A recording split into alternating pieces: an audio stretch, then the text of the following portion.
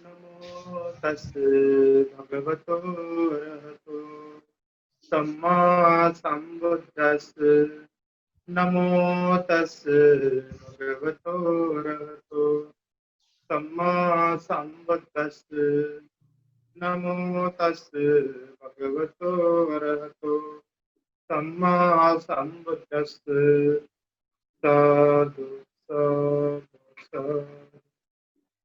आमचे पूजनीय गुरुपंथीचे नाम विश्ववंदनीय बोधिसत्व डॉक्टर बाबासाहेब आंबेडकरांच्या विचारांना गौरवनीय महासंरक्षणाची अनुमती घेऊन हे बघ खूप छान सांगतात हे. आजचा भाग आपण सुरू करूया. आजचा विषय आहे भूतांगाचा उपयोग. असे काही 13 प्रकारचे व्रत असतात बुद्धिझम मध्ये जे लोक प्रवचित होतात. प्रवचित झालेले भिक्षूंपैकी काही भिक्षू अशा प्रकारे 13 व्रत धारण करतात. त्यांना धुतांग असं म्हटलं जातं. ते 13 प्रकारचे धुतांग एकदम कठीण असतात, सामान्य लोकांपेक्षा वेगळे असतात आणि फार दुष्कर वाटतात इतर लोकांना. त्या संदर्भात प्रश्न उत्पन्न झाला होता राजा मिलिंदाच्या मनामध्ये. विषय असा आहे, घनदाट अशा अरण्यात धुतांग व्रत आचरित असलेल्या भिक्षूंना राजा मिलिंदाने पाहिले होते. तसेच त्यांनी अनागामी फळावर प्रतिष्ठित झालेले काही गृहस्थही पाहिले होते.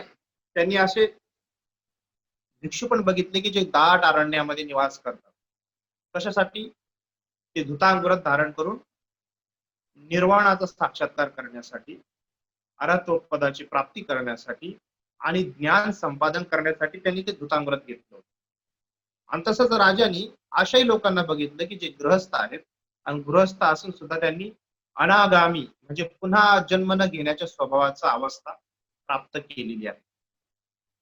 या दोघांची साधना व फळप्राप्ती पाहून राजाच्या मनात मोठा भ्रम निर्माण झाला आणि तो मनातच विचार करू लागला की गृहस्थ जीवनाचा आस्वाद घेत सर्व भोग्य वस्तूंचा उपभोग घेणाऱ्या गृहस्थांना जर ज्ञान प्राप्त करून घेता येते तर या धुतांग व्रताचे पालन करणे व्यर्थ आहे, निष्फळ आहे. ठीक आहे, दुसऱ्या मताच्या तर्काचे खंडन करणाऱ्या त्रिपिटकाचार्य आणि श्रेष्ठ वक्ता शास्त्रवीर नागसेनास याविषयी जाऊन विचारले पाहिजे आणि आपल्या मनातली शंका मिटवून घेतली पाहिजे. ते निश्चित माझ्या शंका मिटवून माझे समाधान करून देतील असं राजाला वाटतं. की एकीकडे गृहस्थ जीवन जगून भौतिक सुखाचा उपभोग घेऊन सुद्धा लोक ज्ञान प्राप्त करतात, आणि त्याच्या दुसऱ्या पलीकडे काय आहे असे भिक्षू जे कठोर नियमांचं पालन करतात, कठोर अशा धुतांग व्रताचं पालन करतात त्याच गोष्टीसाठी. पण एकीकडे ते सगळ्या भोग्य वस्तूंचा आस्वाद घेत गृहस्थ लोक सुद्धा ते पद प्राप्त करतात. मग जे लोक गृहस्थ जीवन त्यागून प्रवचित जीवन धारण करून धुतांग अशा कठोर धुतांग व्रताचं पालन करून या पदाला प्राप्त करणे तर व्यर्थच ठरते असा प्रश्न राजाच्या मनात उत्पन्न झाला. त्याला वाटलं की निश्चितच नागसेन भंतेजींना जाऊन आपण हा प्रश्न केला पाहिजे. तेव्हा राजा मिलिंद आयुष्यमान नागसेन राहत होते तेथे गेला आणि त्यांना प्रणाम करून एका बाजूला बसला. त्यानंतर ते आयुष्यमान नागसेनास म्हणाले, म्हणते नागसेन, एखादा गृहस्थ आपल्या मुलाबाळांसमवेत राहून सर्व प्रकारचे भोग भोगत असता, काशीच्या सुगंधित चंदनाचे उटणे करून आंघोळ करीत असता, निरनिराळ्या सुंदर माळा धारण करीत असता, अनेक सुगंधी पदार्थाचे उटणे करीत असता, रुपये पैशाच्या व्यवहाराच्या चक्रात पडून आणि मणी मोत्याच्या म्हणजे सोन्याच्या किमती आभूषण आपल्या शरीरावर व्यवस्थित सजून आनंदाने जीवन घालविणारा परम शांत पद निर्वाणाचा साक्षात्कार करून घेऊ शकेल का? असा व्यक्ती तिथं गृहस्थ जीवन जगतो, भोग्य वस्तूंचा उपभोग घेतो, मुलाबाळांच्या समेत राहतो, पैशा अडक्याचा व्यवहार करतो आणि सुगंधित द्रव्याचं सेवन करतो. त्यावेळेस लोक सुगंधित द्रव्य लावायचे, आता परफ्यूम सेंट वगैरे वापरतात आहे की नाही. त्या काळात ते सुगंधी उठणे वगैरे लावायचे, सुगंधी पुष्पांच्या माळा घालायचे. असं करून सुद्धा कोणी परम शांत अशा निर्वाण पदाचा साक्षात्कार करू शकते काय? त्यावर भंते म्हणतात, महाराज, ज्यांनी निर्वाणाचा साक्षात्कार करून घेतला असे ग्रस्त 100, 200, 300, 400, 500, हजार, लाख, कोटी, अरब, खरबच नव्हे तर कित्येक पाहावयास मिळतील. महाराज 10-20 तर सोडाच, पण ज्ञान प्राप्त केलेल्या ग्रस्त लोकांची गणती करणे सुद्धा कठीण आहे. हे मी तुम्हाला कसे समजावून सांगू? यावर राजा म्हणतो, हे बनते, तेच मला समजावून सांगा की मी सांगतो. 9 अंगांनी युक्त असलेल्या बुद्ध वचनात जो पवित्र सदाचार सांगितलेला आहे की 9 अंगांनी युक्त असा शब्द वापरलेला आहे. 9 प्रकारचे धर्म भगवान बुद्धांच्या शासनामध्ये आहे की ज्या पद्धतीने धर्म विशद केला जातो, सांगितले जातो. ते प्रकार असे आहेत, त्याला असं म्हणतात गाथा, गाथा, सुत्त, गेय, वैयाकरण, गाथा, सुत्त, गेय, वैयाकरण, इतिवृत्तक, उदान, जातक, वैदल्य धर्म आणि आश्चर्य अद्भुत धर्म असे 9 प्रकारच्या गोष्टींनी युक्त 9 अंगांनी युक्त असलेल्या बुद्ध वचनात जो पवित्र सदाचार सांगितला आहे, सन्मार्गावर चालावयास आणि धुतांगातील जे काही चांगले गुण आहेत या सर्व गोष्टी या प्रकरणात येतात. धुतांगातील जे काही चांगले गुण आहेत या सर्व गोष्टी या प्रकरणात येतात. महाराज म्हणते म्हणतात, महाराज खाली वर समतल जागेत, खड्ड्यात, जल, स्थल अशा सर्व ठिकाणी पाणी पडून ते वाहत वाहत जाऊन शेवटी समुद्रालाच मिळते. महाराज त्याचप्रमाणे या प्रकारचा खुलासा करून सांगितला असता 9 गुणांनी युक्त असलेल्या बुद्ध वचनात, 9 गुणांनी युक्त असलेलं बुद्ध वचन म्हणजे गाथा, सुत्त, गेय, वैयाकरण, इतिवृत्तक, उदान, जातक, वैदल्य आणि आश्चर्य अद्भुत धर्म हे 9 प्रकारचे अंगांनी युक्त आहे की नाही. हे 9 अंगांनी युक्त बुद्धवाणी असते. तर या 9 प्रकारच्या अंगांनी युक्त असलेली जे बुद्ध वचन आहे, जो पवित्र आचरण याच्यामध्ये सांगितलं आहे, सन्मार्गावर येण्यासाठी आग्रह धरला जातो आणि धुतांगातील काही चांगले गुणधर्म आहेत या सर्व गोष्टी यात येतात. महाराज वरील तत्वांच्या आधाराने तुम्हाला समजून सांगत असता मला काही गोष्टी आपल्या बुद्धी सामर्थ्याने सुद्धा दाखवून द्याव्या लागतात. याप्रमाणे तुम्हाला समजावून सांगितलेला विषय तुम्हाला समजला तर तो मोठा अर्थपूर्ण, रोचक आणि प्रतिष्ठित असा सर्वोपयोगी सिद्धांत ठरेल. महाराज जे कुशल लेखक असतात, म्हणजे जे एकदम चांगल्या प्रकारचे प्रतीचे लेखक असतात, ते आपल्या बुद्धी कौशल्याने एखादा लेख पूर्ण लिहून घेतात, है की नाही. काही काही लोकांना फार त्याच्यामध्ये नॉलेज असतं लेख लिहिण्याच्या बाबतीमध्ये, पुस्तकं लिहिण्याच्या बाबतीमध्ये, तर ते आपल्या बुद्धी कौशल्याने लेख पूर्ण लिहून घेतात, पूर्ण उपयोगी करून घेतात. याप्रमाणे तो लेख सुंदर, परिपूर्ण आणि दोषरहित सिद्ध होतो. महाराज त्याचप्रमाणे मला स्वतःच्या बुद्धी कौशल्याने सुद्धा काही गोष्टी दाखवून द्याव्या लागतील आणि जेव्हा हा विषय तुम्हाला समजला तर तो मोठा अर्थपूर्ण, परिपूर्ण व रोचक आणि प्रतिष्ठित असा सर्वोपयोगी सिद्धांत ठरेल. महाराज श्रावस्ती नगरात भगवंताचे 5 करोड आर्य श्रावक उपासक आणि उपासिका राहत असत. जे श्रावस्ती नगर सांगितलेले प्राचीन काळी, त्या प्राचीन काळातल्या त्या श्रावस्ती नगरात भगवान बुद्धांचे 5 करोड आर्य श्रावक, उपासक आणि उपासिका राहत असत. यात आर्य श्रावकाचा अर्थ होतो भिक्षू, उपासक आणि उपासिका राहत होते. ते संख्येने टोटल किती होते? 5 करोड. त्यातील 1,57,000 उपासक आणि उपासिका अनागामी फळावर प्रतिष्ठित झाले होते. त्यापैकी त्या श्रावस्ती नगरातील 1,57,000 उपासक उपासिका अनागामी फळावर प्रतिष्ठित झाले होते, म्हणजे त्यांना अनागामी अवस्था प्राप्त होती. अनागामीचा अर्थ होतो अनागामी, पुन्हा न येणे, म्हणजे पुन्हा जन्म घेण्याचा स्वभाव ज्यांचा निरुद्ध झालेला आहे, शांत झालेला, नष्ट झालेला आहे, असे 1,57,000 उपासक श्रावस्ती नगरीमध्ये राहत. हे सर्व गृहस्थच होते, प्रवजित नाही. एवढे सगळे जे लोक होते ते प्रवजित नव्हते, ते गृहस्थ होते, तरी सुद्धा त्यांना अनागामी अवस्था प्राप्त होती.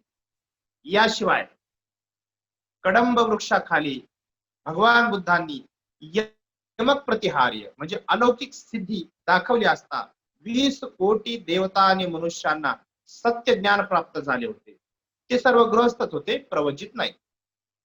याशिवाय राहुलवाद सुक्त, महामंगल सुक्त, समचित्त पर्याय सुक्त, पराभव सुक्त, पुराभेद सुक्त, कलह विवाद सुक्त, चूल व्यूह सुक्त, महाव्यूह सुक्त, तुवरक सुक्त आणि सारिपुत्त सुक्त इत्यादी सूत्रांचा उपदेश ऐकल्यानंतर अनंत देवगणांना धम्मज्ञान झाले होते. हे सगळ्या सूत्रांची नावे दिलेली आहेत. याशिवाय राजगृह नगरात 3,50,000 राजगृह, आता श्रावस्तीचा विषय नाही, राजगृहाचा विषय. याशिवाय राजगृह नगरात, राजगृह हे मगध देशाची राजधानी होती त्यावेळेस, 3,50,000 भगवान बुद्धांचे उपासक उपासिका आर्य श्रावक होते. त्या ठिकाणी धनपाल नावाच्या हत्तीचे दमन केल्यानंतर, धनपाल नावाच्या हत्तीचे, तो धनपाल कोणता, तो नालागिरी हत्ती, त्याला धनपाल नाव सुद्धा आहे. त्या हत्तीचे दमन केल्यानंतर 90 कोटी देवगणांना दगडाच्या चैत्याजवळ परायण सुत्ताचा पाठ केल्यानंतर 14 कोटी देवगणांना धम्मज्ञानाचा साक्षात्कार झाला होता. इंद्रशाल गुहेत 80 कोटी देवतांना बनारसच्या ऋषिपतन मृगदा येथे प्रथम धम्मचक्र प्रवर्तन सुत्ताचा उपदेश केल्यानंतर 18 कोटी ब्रह्मा आणि अगणित देवतांना तसेच 33 भवनात पांडुकंबल शील सणावर बसून अभिधर्माचा उपदेश केल्यानंतर, हे प्रसंग आहे बरं का, त्या ठिकाणी भगवंताने उपदेश दिल्यानंतर किती किती लोकांना सत्य ज्ञानाचा साक्षात्कार झाला. तर पांडुकंबल शीलासनावर बसून जेव्हा 33 देवलोकात भगवान गेले होते, तर पांडुकंबल नावाच्या शील आसनावर भगवान बसले होते. त्या ठिकाणी अभिधर्माचा उपदेश केल्यानंतर देवगणांना आणि देवभवनातून उतरत असता संकिशा नगराच्या द्वाराजवळ लोकविवरण प्रतिहार्य ही एक सिद्धी आहे. लोकविवरण प्रतिहार्य नावाची एक सिद्धी बल आहे जे भगवान बुद्धांनी दाखवलं होतं. त्यामुळे प्रसन्न होऊन 30 कोटी देवता आणि मनुष्यांना ज्ञान चक्षु उत्पन्न झाले होते.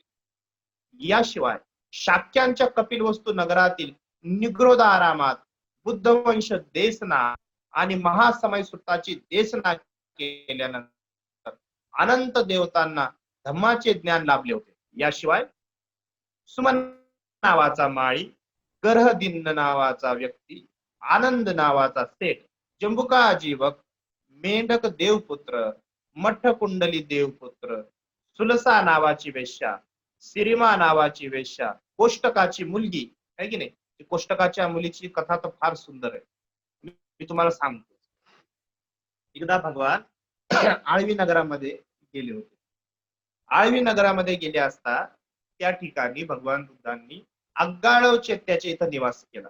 तर अग्गाळव चैत्याच्या इथं निवास करत असताना त्या नगरातले सगळे उपासक भगवंताच्या दर्शनासाठी सायंकाळी आले आणि भगवंतांनी त्यांना धर्मोपदेश केला. तो धर्मोपदेश केला होता भगवान बुद्धांनी मरणानुसती नावाचा, मरणानुसती नावाच्या गोष्टीने उपदेश केला होता.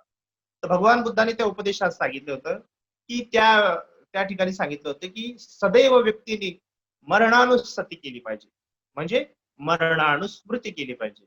कशी मरणानुस्मृती केली पाहिजे, असा विचार केला पाहिजे, एक दिवस हा देह नश्वर होऊन एखाद्या लाकडाच्या ओंडक्याप्रमाणे जमिनीवर पडणार आहे. एखाद्या व्यक्तीला 2 मिनिटं जरी जगण्याची संधी प्राप्त झाली तर त्याने विचार केला पाहिजे की माझ्या पुण्यकर्माच्या सहाय्याने मला एवढी जगण्याची संधी प्राप्त झाली, एवढ्या जगण्याच्या कालावधीत मी एवढ्या प्रमाणात शील पालन करून पुण्य कमवलं आहे की. वेळोवेळी असा विचार केला पाहिजे की हे शरीर नश्वर आहे, नष्ट होणार आहे, ते संस्कार रहित होऊन नष्ट होण्याच्या स्वभावाचे आहे, क्षणभंगूर आहे, अशी मरणानुस्मृतीवर उपदेश केला होता. त्या ठिकाणी एक मुलगी होती, ती मुलगी केवळ 7 वर्षाची होती. ती एक कोष्टकाची मुलगी होती. कोष्टक म्हणजे जे काय म्हणतात तिकडे त्याला, कोष्टक असतो ना, जे विणकाम करतात आणि बघा इथं येवलेला हे बनवतात, काय म्हणतात त्याला, पैठणी वगैरे, त्यांना पण कोष्टकच म्हणतात आहे की नाही, कोष्टी समाज.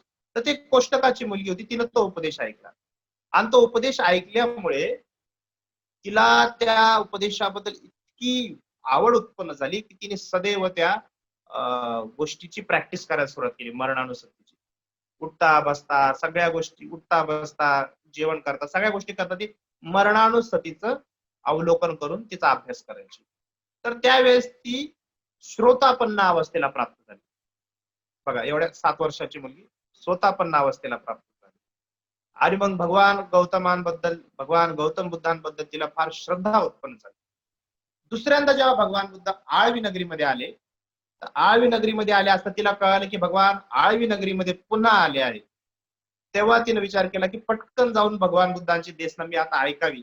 एवढ्या तिच्या वडिलांनी तिला काहीतरी काम सांगितलं की जा एवढासा धागा घेऊन ये. आता तिला कळलं नेमकं वडिलांचं काम ऐकायचं की भगवान बुद्धांकडे जायचं, है की नाही?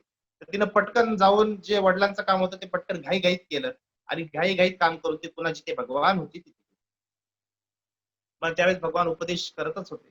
उपदेश करताना भगवान बुद्धाने त्या मुलीला येताना बघितलं, है की नाही? आता ती 16 वर्षाची झाली होती. तर तिला येताना बघितलं भगवान बुद्ध, जेव्हा ती बसली तर भगवान बुद्धांनी तिला प्रश्न केला, कुठून आलीस? काय प्रश्न केला? हे पुत्री, कुठून आलीस? त्यावेळेस ती भगवंताला उत्तर देते, भगवान माहित नाही. तर भगवान बुद्ध तिला म्हणतात, कुठे जाणार? ती म्हणते, भगवान माहित नाही. बघा, 2 प्रश्न केले बघा. पहिला प्रश्न केला, कुठून आलीस? तर म्हणे भगवान माहित नाही. दुसरा प्रश्न केला, कुठे जाणार? तर म्हणे भगवान माहित नाही. तिसरा प्रश्न केला भगवान बुद्धाने, अच्छा तुला खरंच माहिती नाही? त्यावेळेस ती म्हणाली, हो भगवान मला माहित आहे. आणि त्यावेळेस भगवान बुद्धाने चौथा प्रश्न केला, अच्छा आता तुला माहित आहे? तर त्यावेळेस ती म्हणली, नाही भगवान मला माहित नाही. हे जे संभाषण त्या दोघांमधलं भगवान गौतमांमध्ये आणि त्या मुलीमध्ये संभाषण झाले, तर लोकांनी बघितलं, अरे ही काय उद्धट मुलगी आहे, तथागत भगवान बुद्धांची थट्टा करते, आहे की नाही? तथागत भगवान बुद्धांची मस्करी करते. भगवान एवढा सोपा प्रश्न विचारतात, ती भगवान बुद्धांना असे वेगळेच उत्तर देऊ लागले. तर लोक तिला बोलायला लागले. त्यावेळेस भगवान बुद्ध म्हणाले, हे उपासकांनो, शांत राहा. तिनं जे उत्तर दिलेलं आहे ते एकदम योग्य प्रकारे उत्तर दिलेलं आहे. तर काय उत्तर दिलं होतं? तर पहिला जो प्रश्न केला होता भगवंतांनी, कुठून आलीस? तिचा अर्थ भगवंताने सांगितला की आपण कुठून जन्माला आलो या ठिकाणी हे आपल्याला माहिती नाही. म्हणून तिने उत्तर दिलं, भगवान माहिती नाही. मी तिला प्रश्न केला, कुठे जाणार? तर ह्या जन्माच्या मृत्यूनंतर आपण पुन्हा कुठे जन्माला येणार हे तिला माहिती नाही. म्हणून तिने उत्तर दिलं, भगवान माहित नाही. जेव्हा मी तिला विचारलं की तुला खरंच माहिती नाही, त्यावेळेस ती म्हणाली, हो भगवान माहिती आहे. म्हणजे एक ना एक दिवस मृत्यू येणार आहे हे तिला माहिती आहे. तर भगवान बुद्ध म्हणाले, अच्छा तर तुला माहिती आहे? हा प्रश्न केल्यावरती काय म्हटली की नाही भगवान माहित नाही. याचा अर्थ होता की तुला माहिती आहे मृत्यू कधी येणार? ती म्हणली, भगवान माहित नाही, आहे की नाही? अशी ती कोष्टकाची कथा आहे, त्या कोष्टकाच्या मुलीची कथा आहे. तिला सुद्धा उत्तम असं 4 अवस्थांपैकी एक अवस्था प्राप्त झाली. पुढे सांगितलं, लहान सुभद्रा, सांकेल नावाचा ब्राह्मण, अंत्येष्टी करिता आलेले लोक, तुनाप्रांत आणि शुक्राशी भेट घेऊन तिरुपुड सूत्र आणि रतन सूत्राचा उपदेश ऐकल्यानंतर 84,000 देवता आणि मनुष्यांना भगवान बुद्धांनी धर्मज्ञान करून दिले होते. महाराज, भगवान बुद्ध आपल्या जीवन काळात 3 मंडळ आणि 16 महाजनपदात जेथे जेथे गेले तेथे अनेक देवता आणि मनुष्यांना निर्वाण पदापर्यंत पोहोचवल्याचा दाखला दिला गेला आहे. महाराज, हे सर्व देवता आणि माणसे ग्रहस्थच होती, भिक्षू नव्हे. महाराज, या कोटीच्या संख्येने असणारे देवता आणि मनुष्य या सर्वांनी गृहस्थी जीवनाचा उपभोग घेत असतानाच निर्वाण लाभ करून घेतला होता. यावर राजा म्हणतो, म्हणते नागसेन, जगातील सर्व कामभोगांचा उपभोग करणारे गृहस्थी मनुष्य सुद्धा परम शांत निब्बाण पदाचा साक्षात्कार करून घेत असतात. जर असे असेल तर भिक्षू लोक दुतांग साधना करण्याच्या चक्रात व्यर्थच का बरे पडून राहतात? वरील गोष्टी खऱ्या आहेत तर ते दुतांग व्रत निरर्थक ठरत नाही काय?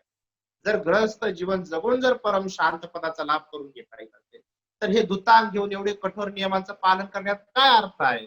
त्यांनी सुद्धा गृहस्थी राहून या परमोच्च अशा निर्वाण पदाचा साक्षात्कार ते करू शकतात, हे की नाही? यावर म्हणते नागसेन म्हणतात, पुढे राजा म्हणतो, म्हणते नागसेन, औषध घेतल्या वाचून जर रोग बरे होतात, तर उलटी करून जुलाब देऊन शरीरास अशक्त करून घेण्यात कोणती बुद्धिमानी आहे?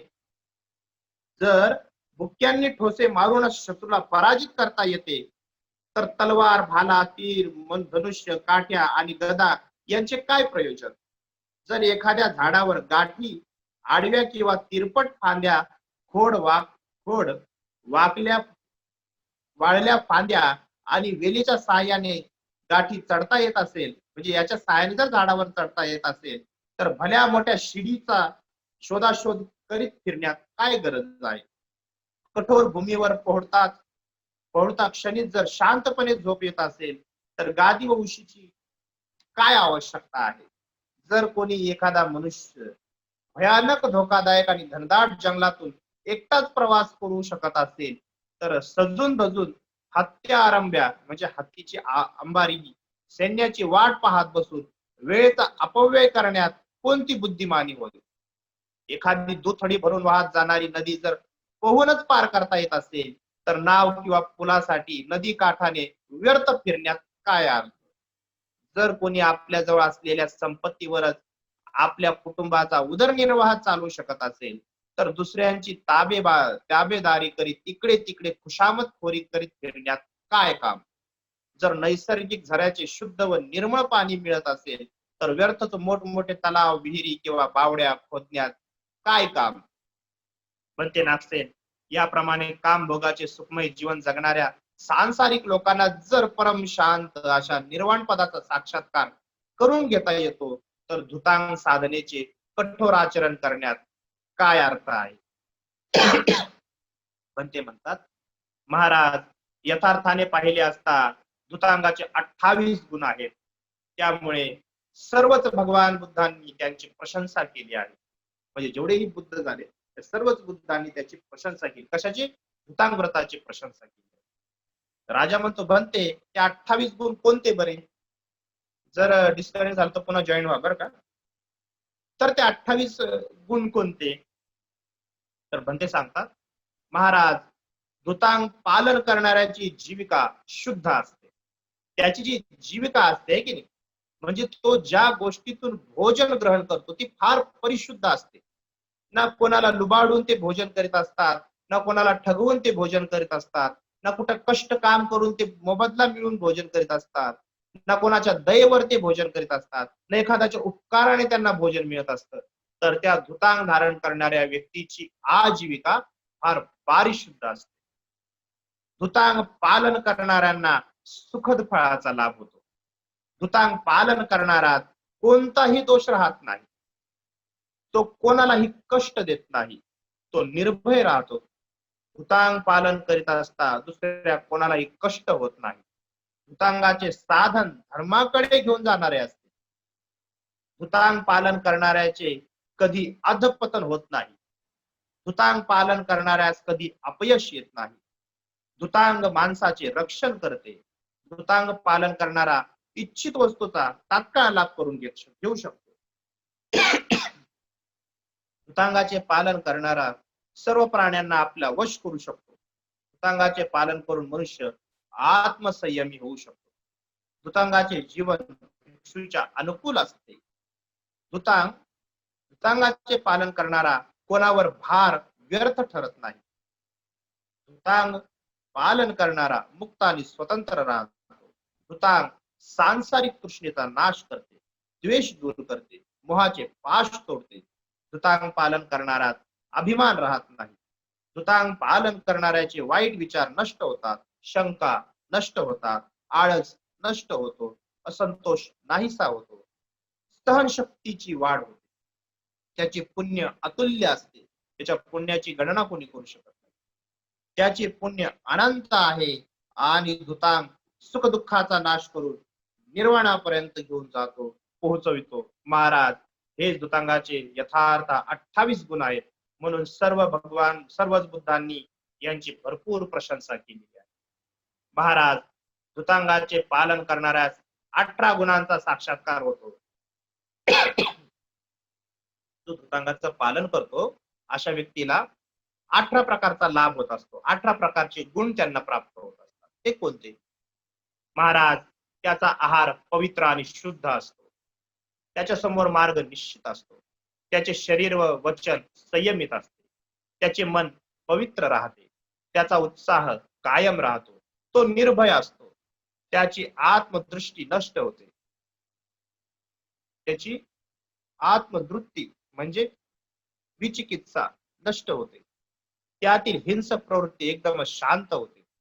त्याच्यात मैत्री भावना सतत जागृत राहते. त्याचा आहार प्रमाणबद्ध असतो की नाही, प्रमाणबद्ध आहार असतो. महाकाश्यप भंतीजी हे भूतानधारी होते. तर महाकाश्यप भंतीजी 7-7 दिवस भोजन करत नव्हते. ते एकदा जर 7 सप्ताह जर समाधी लावली तर 7 दिवसानंतरच ते भिक्षापात्र घेऊन गावात जायचे.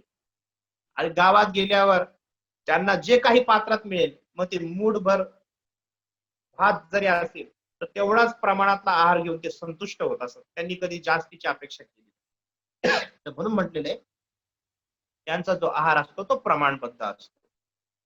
सर्वच प्राण्यात तो प्रतिष्ठित होतो. विचारपूर्वक ते भोजन करतो. तो सदैव जागृत असतो. तो गृहत्यागी असतो. चांगल्या देवताच्या वसतिस्थानी त्याचे वास्तव्य असते. तो पापाची घृणा करतो. त्याला विवेकात आनंद वाटतो आणि सदा सर्व काळ तो सावध असतो. महाराज हे धुतांगाचे चांगल्या प्रकारे पालन करतात. त्यांच्या अंगातील हे 18 गुण येत असतात.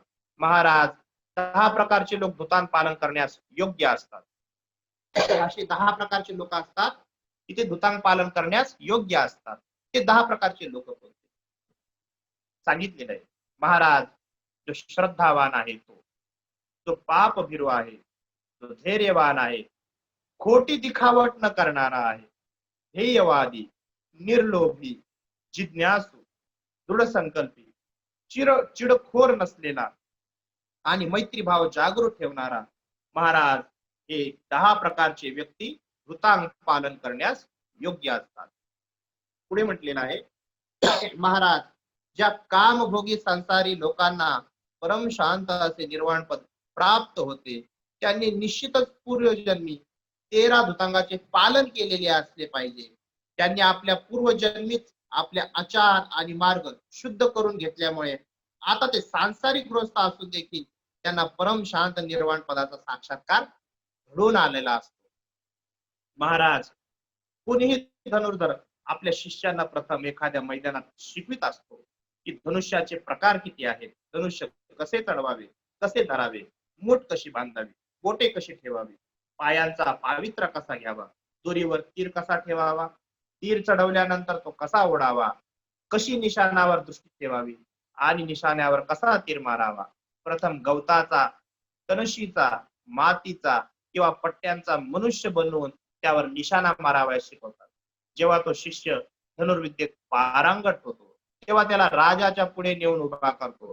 त्याला पाहून राजा खुश होतो आणि त्याला चांगले घोडे, रथ, हत्ती, धनधान्य, सोने, अशर्फी, दासी, नौकर, स्त्री आणि शेतीवाडी इत्यादी देऊन त्याचा बहुमान करतो. महाराज याचप्रमाणे जे कामभोगी सांसारिक ग्रस्त परम शांत निर्वाण पद प्राप्त करून घेतलेले पाहण्यात येतात त्यांनी निश्चितच पूर्वजन्मी 13 धुतांगाचे पालन केले असले पाहिजे.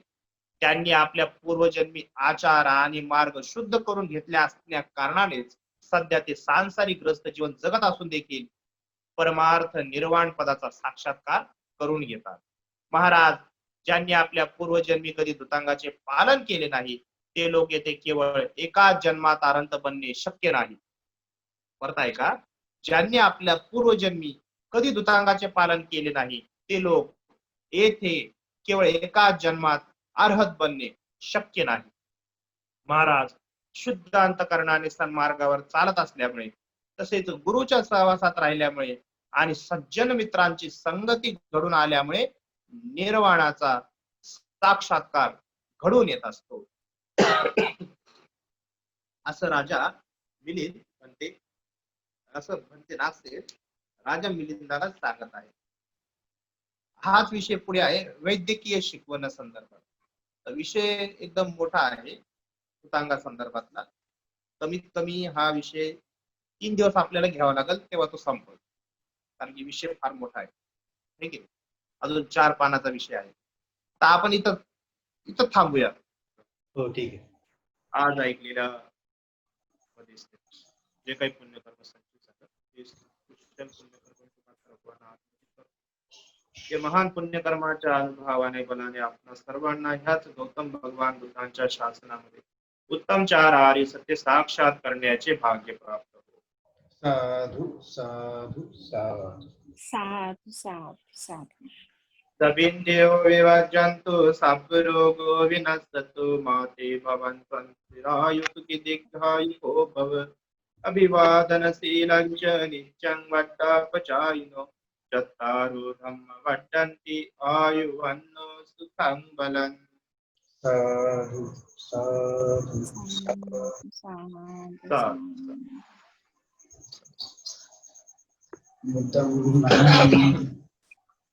सुखी दुःखानि रोगा काळजी घ्या.